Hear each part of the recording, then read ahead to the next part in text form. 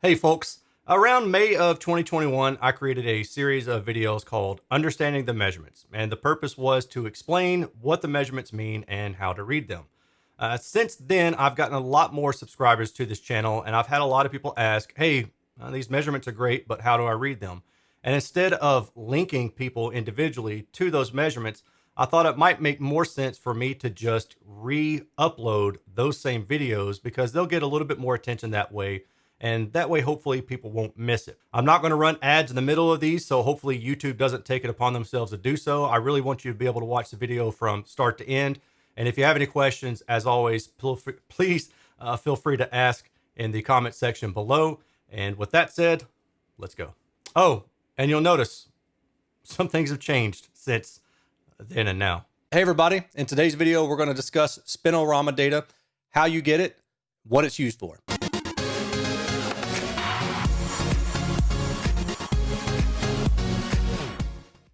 Before we go any further, if you haven't seen either of my previous two videos, which discuss on-axis and off-axis response, I highly recommend that you go check those out because what we're going to be talking about today has everything to do with those two videos.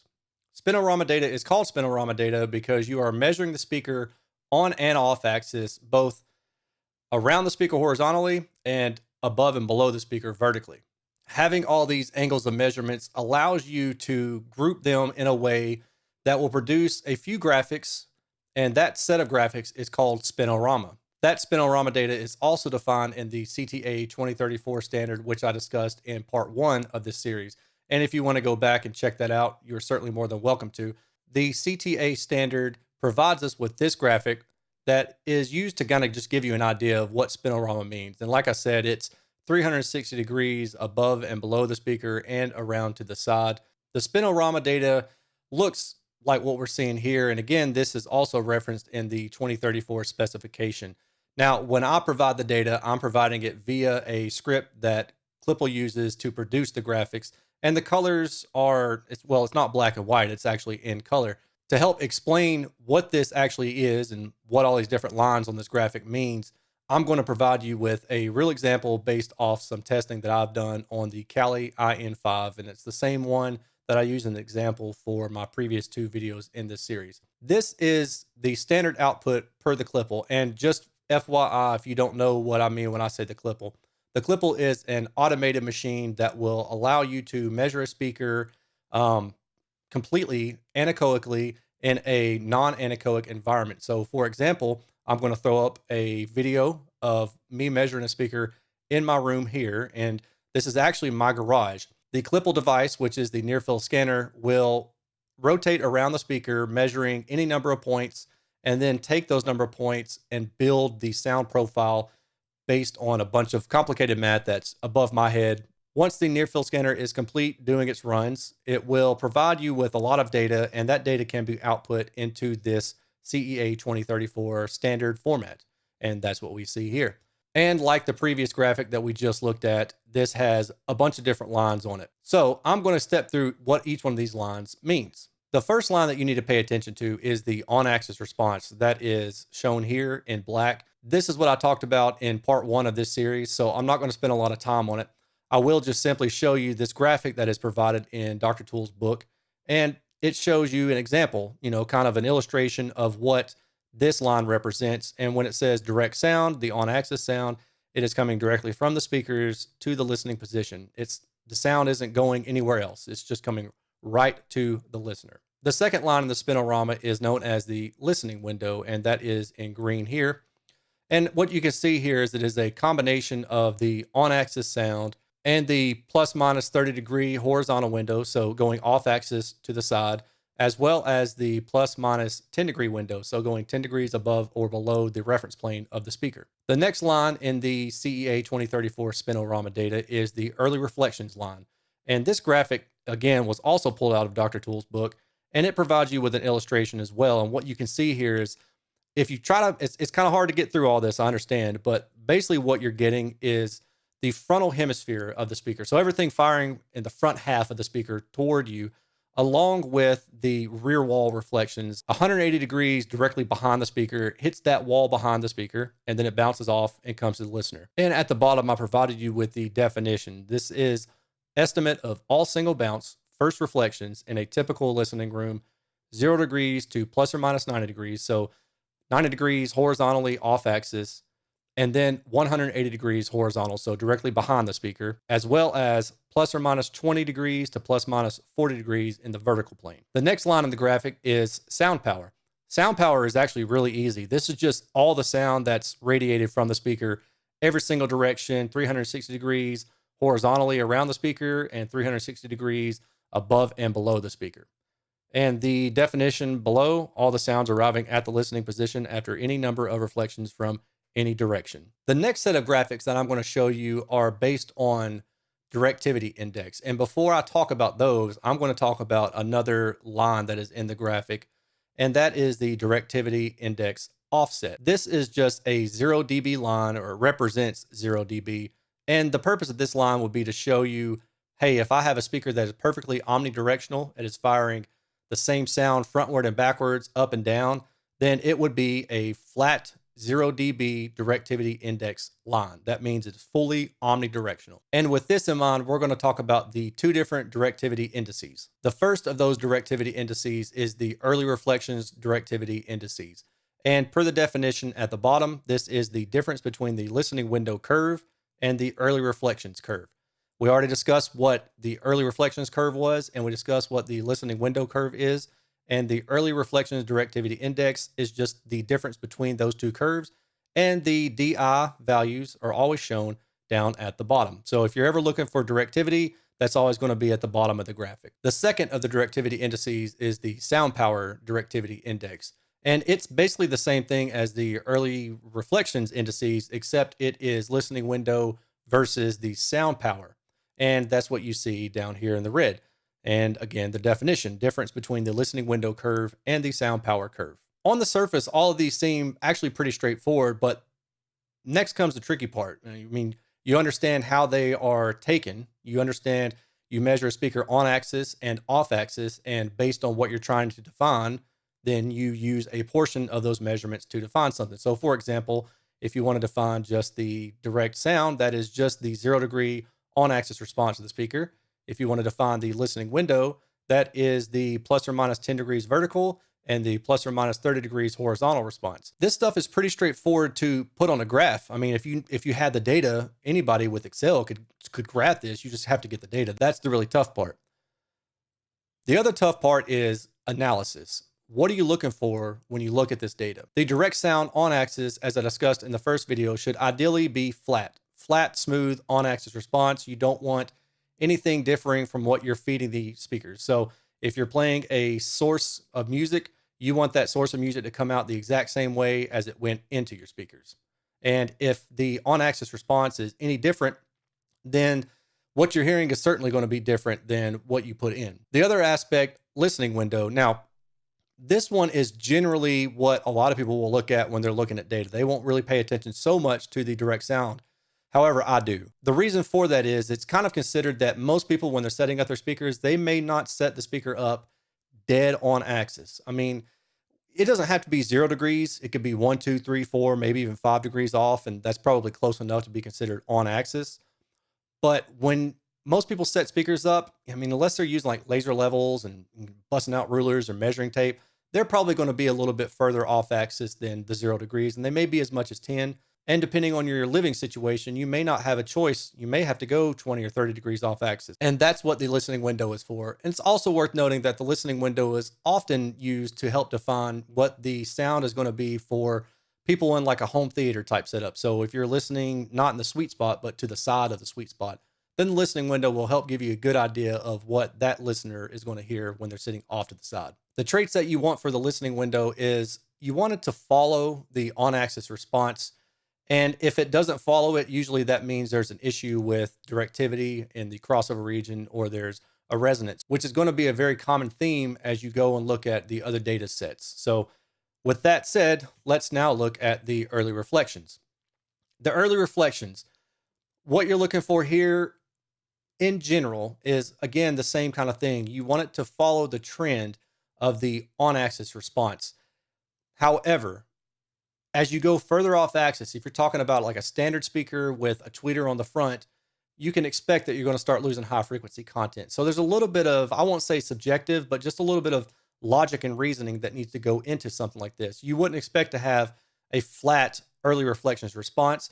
And actually, most people probably wouldn't prefer that, because that would mean that the energy that is radiated out into the room is coming back at you even louder than what is coming at you directly from the on-axis response. Since this is the front hemisphere mostly of the speaker, the high frequency droop doesn't really stand out in this particular case, but it really does when you go to the sound power measurement. And that's because the sound power is above and below, in front and behind of the speaker. And as you can imagine, if you're standing in front of the speaker, you're going to hear the highs. If you stand to the side, you're going to hear maybe some highs. But if you stand to the back of the speaker and it's only got a tweeter facing toward the front, you're probably not going to hear much high frequency content at all. And that's what this sound power graphic would represent. There are other things that you want to look for these, and generally speaking, you want kind of a smooth response for each of these. So where this is kind of picking up and moving around, this isn't really ideal. And that indicates, again, what I mentioned before about resonances, directivity errors between a midwoofer and a tweeter. Generally speaking, when I'm looking at data, what I really care about is the early reflections directivity index, which is what we have in this graphic at the bottom. And what I mentioned about the sound power, and I said you kind of want these lines to be smooth and well controlled. That's always the case. The thing that really comes into play here in regards to, preference is how narrow, how sharp of a slope you have with these kind of lines. So in this case, if you were to draw a line from 200 hertz to, let's say, 10 kilohertz, you'd be doing something like this. And any deviation from that line would be maybe a point of potential error. Now, this particular speaker is really not bad in that regard. I've seen other ones that have, a very high knee right here or a low knee or something like that. And those indicate pretty significant issues. This speaker doesn't indicate anything like that. The slope of the line really comes into play as to what you are looking for, what you want. Because the steeper the slope, the more directional that speaker is. And the wider the slope or the more shallow the slope, for instance, I mentioned earlier, the directivity index line, which was a 0. If it is flat right through here, then that is omnidirectional. The same thing goes for the early reflections directivity index. If it were flat right through here, it would be an omnidirectional speaker and it wouldn't be beaming at any point. It would just be playing 20 hertz to 20 kilohertz, wide open, all the way around the speaker like a big sphere of sound, which means you've got really two extremes. You can have a speaker that is very, very focused, highly beamed, or you can have a speaker that is omnidirectional, and anywhere in between there is really kind of up to you as far as what you like. And it is also based on what your room is like. If you have a very reverberant room, you may not want a speaker with a low directivity index number, which is to say you may not want a speaker with, more shallow slope, because there is more reflection off the side walls and, off the floor and the ceiling.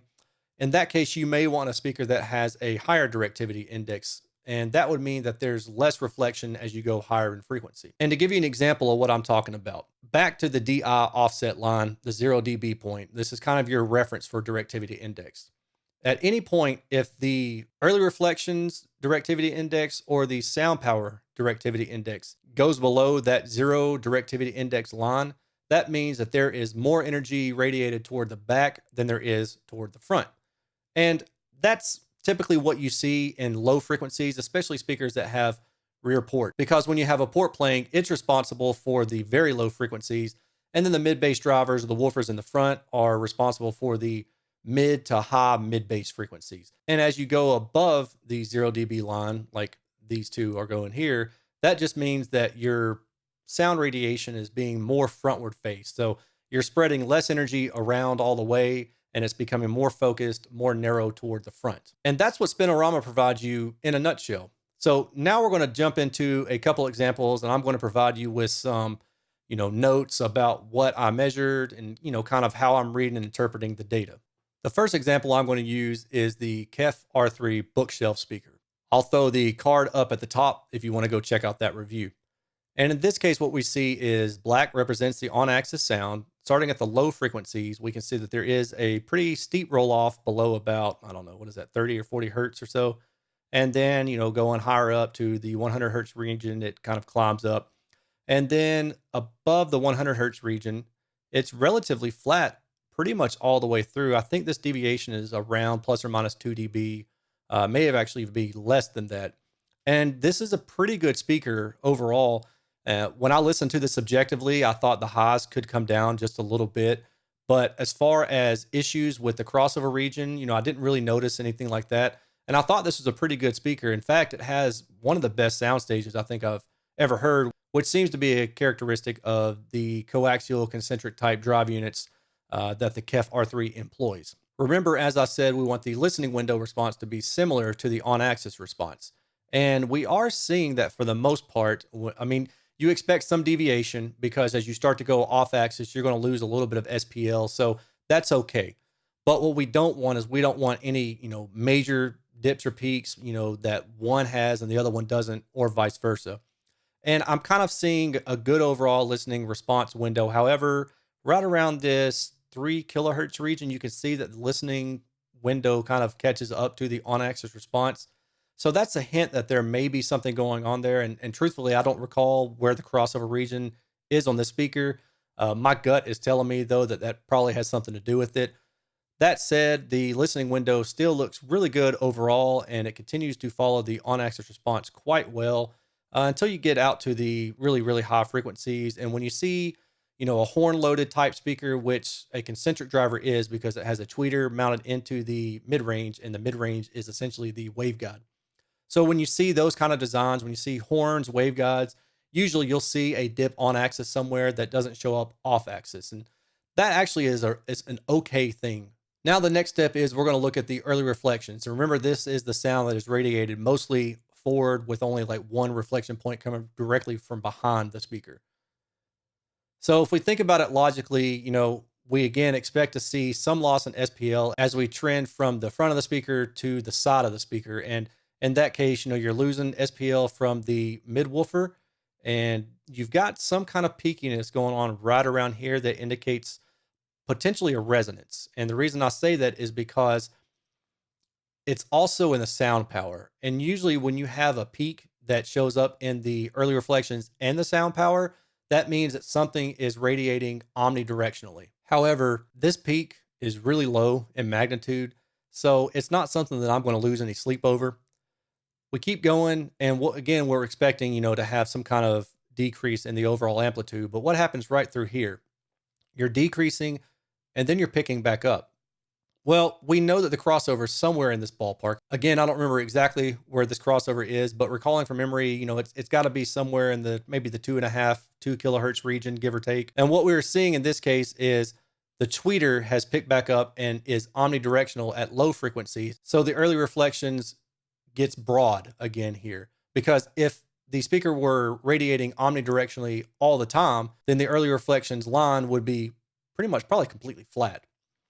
So overall, we can kind of look at this graphic and say, okay, it's got a small resonance here, a potential, issue in the crossover region, but it's not quite that bad. And then the next step is we go to the sound power, which is right here. The sound power is showing me pretty much the same thing that I saw and learned from the early reflections, that you do have a little bit of resonance somewhere in this region, and then a sound power mismatch in the crossover region. So overall, the on-axis and the off-axis response looks good. But what I like to do is I like to look at the directivity indices, because that helps me identify things a little bit more clearly. So in this case, what I'm going to do is I'm going to look at the early reflections DI down here, which is the blue line. Now, remember, this is the early reflections versus the listening window. So the listening window has already been averaged between 30 degrees to each side and 10 degrees top and bottom. And now you're comparing that to the early reflections. At the lowest frequencies, we see that more of the sound is radiated behind the speaker. And that's typical because this speaker has a rear port. And as you go higher in frequency, where the mid bass starts to take over in the front, then the radiation pattern trends more frontward, and we're going a pretty smooth line right through here until you get to right around 1.8 kilohertz or so. And what this means is that you're increasing in directivity toward the front of the speaker. And then right here, you bring this dip in, and that means you're getting wide in directivity. That again would be the tweeter area. This is a coaxial design again. This is a mid-range and the tweeter. And even though you do see this dip, it could be a lot worse. If we continue on past this line right through here, the early reflections DI actually looks really good in my opinion. If this were dead flat, then that might help things out a little bit. But, you know, based on my hearing, I didn't think it was that bad. So now let's jump into a case where you have some pretty significant issues. This is the Klipsch Heresy 4. Now, Klipsch certainly has a sound that a lot of their constituents love and their customers really appreciate. But when you see the data and you see it graphed, you really understand why Klipsch is either a love it or hate it type thing. There's really not any in between, at least in my opinion. So with that said, let's start looking at the on-axis response. The on-axis response on the low frequency is down pretty far, and you don't pick up until almost about 100 hertz. So between 100 hertz and 70 hertz, you've lost about 5 dB in output. The fall off here is not super fast, but it's not shallow either. Now you go to the mid-range, you see there's a strong dip of about 4 dB right through the basis of the mid-range. And that's going to mess with the, particularly the female vocals and the mid-lower fundamental vocals. Then we pick right back up here. There's some funkiness going on here, a strong dip here. Keep going until you get to 1K and another peak there, another dip on axis around 1.6 kilohertz. And as you can just see, basically, that the whole on-axis response of this Klipsch Heresy 4 is a wreck. It's just all over the place. Now let's look at the listening window to see if that kind of smooths things out. And if we do that, yeah, the listening window tracks pretty well with the on-axis response. And it even fills in this gap right here. So this leads me to believe that this is some kind of geometry thing. The fact that this is filled in indicates that something is going on axis that isn't really occurring off axis, at least to 30 degrees to the side or plus or minus 10 degrees up and down. Then the next step is to look at the early reflections. And the early reflections track with the on axis and the listening window pretty well, I would say. Again, you're kind of filling in this little on axis dip here. The bottom line with this speaker is the data shows me, and I absolutely heard like 100%, this speaker is wrought with all sorts of issues. The data shows you that there are issues in the crossover regions, and there's also resonances, either due from port resonances or standing waves inside the enclosure. And if you dig in a little bit more like I did, you know, you take the speaker apart, you can see that there's no internal bracing. There's little damping going on in there. And it's just not a very well-constructed enclosure. And for what it's worth, this is a $3,000 speaker, whereas the KEF that we just looked at was $1,800. Now, certainly the Klipsch Heresy 4, you know, it has a 12-inch midwoofer, a mid-range compression driver, and a horn-loaded tweeter. So it will get loud, but in terms of fidelity, it's just not there. And some people will say it sounds live or whatever. We're not even going to get into that mess today, but I think you can tell my point here is that this speaker has a lot of issues going on with it. And then if we go down toward the bottom and look at the early reflections directivity index, we're seeing kind of the same thing. I know that there's a crossover region between the midwoofer and the horn. I think it's somewhere in the 800 hertz region, give or take. I really can't recall exactly where, but if I recall correctly, you know, then we're seeing a pretty decent trend line going up through that point. But then around here, we've got a pretty significant dip. Let's go back to talking about early reflections. Early reflections have a bunch of different measurements that make up the early reflections. And I've given you the definition down here, and I thought it might be helpful for me to explain to you what the early reflections are made up of. If you go to my website, you'll see that I've got some drop-down tabs just to help you kind of get through things a little bit more quickly. And if you forget, like I do, what the early reflections are made up of, you just click that tab and it shows you. These are the different components. Now, these components are also provided to you in this graphic. So let's blow this graphic up, take a look at it, and see what we've got. The total early reflections, which has been represented by the blue line up until this point. Now it's green. That's the way the template is. Don't get mad at me. Um, the idea here is that you want to kind of follow along and see what jumps outside of the total early reflection so you can understand what makes it up and what might be a detriment to what you hear in the seated position. Now, I'm going to jump back here and look at the different things that make it up.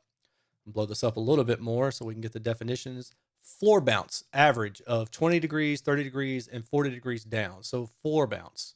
It's just basically just saying, 30 degrees or up to about 40 degrees pointed down below the speaker is floor bounce. So whatever is bouncing off the floor and then coming at your ear, that's what floor bounce is.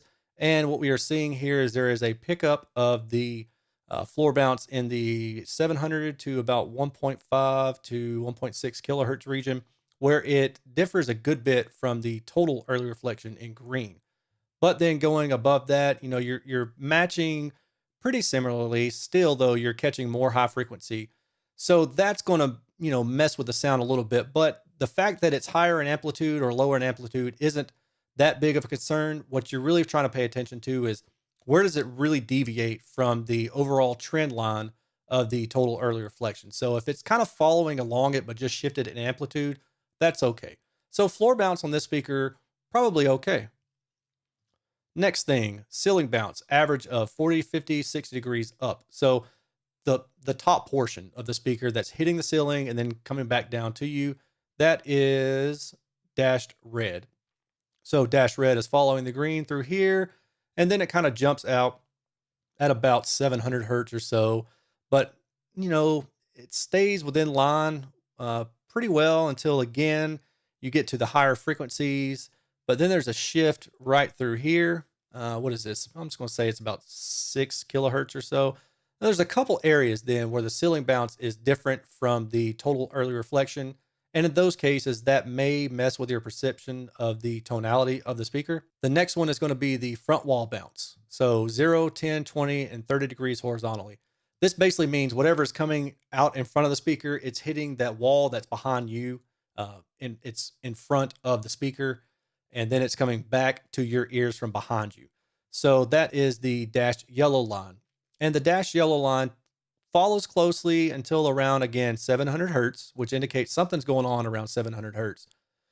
Dips down, follows again, and then it just really starts to diverge above about 2 kilohertz. The indication, at least to me, is something is going on at 700 hertz, and then the high frequency is going to be different as it arrives to your ears versus the overall total early reflection. And it seems that the front wall bounce is probably skewing this average even higher. So it's possible that if you put some absorption behind you that would trap the 2 kilohertz and above, that may actually help this speaker a good bit. And generally speaking, absorption is kind of a funky thing. I wouldn't use absorption to catch a deep null, but when it's broadband like this, I think absorption behind you might work well, or diffusion, one of those two things. I'm not a huge nerd when it comes to acoustic paneling and things like that, but I think absorption would probably be the way to go there behind you. Now, sidewall bounces. Okay, so this is going to be the sound that comes out from the side of the speakers, hits your sidewalls, and then comes into your ears. And that is this dashed pink. It's more of like a hot pink color. And let's see if we can follow that through. So around 700 hertz, you start to diverge. And it follows along the early reflections pretty well, but you still have some more difference here between the total early reflection and the sidewall bounce in terms of amplitude. So it's possible that even doing some maybe absorption there could help. Again, this is kind of anecdotal though, so don't take this to the bank. Rear wall bounces, that's going to be the sound from directly to the side of the speakers and directly to the back of the speaker, and then coming right back at you off of those walls. And those are usually the ones that are going to behave a lot more differently than the total early reflection overall makeup. Those are the ones that really skew that total early reflection. And it really just makes sense because, again, think about it. This is a speaker with high frequency in the front. It doesn't have a tweeter or a mid-range even behind it. So you can expect that as you go around to the back of the speaker, that there's going to be no mid-frequency, certainly no high-frequency content coming from behind the speaker that would reflect and hit the wall and then come back. And what we see here is that, yes, that is exactly the case. The rear wall bounce data is indicating that there is hardly anything coming off the rear speaker and then coming back into it. So that's really what's kind of skewing the overall total early reflection. And personally speaking, you know, I don't really think this is a big deal. I think possibly even ideally you would want a speaker that doesn't have any rear wall bounce, because then it wouldn't, you know, it wouldn't skew the response at all. But that is something that I may have to investigate. This isn't a graphic that I really pay attention to a lot, but it is useful. Usually when my reviews, I kind of have to blow past this one. So hopefully me doing this will allow me more time to talk about some finer points in this data in future reviews. The last thing I'm going to mention is the estimated in-room response, but I'm not going to talk about it in this video because this deserves a video all on its own. So I'm going to say that for the next video. I'm going to wrap this video up. I appreciate you guys watching, and I hope you learned something. If you have any questions, please feel free to ask in the comments below. Give it a thumbs up if you liked it, and I will talk to y'all later. Peace.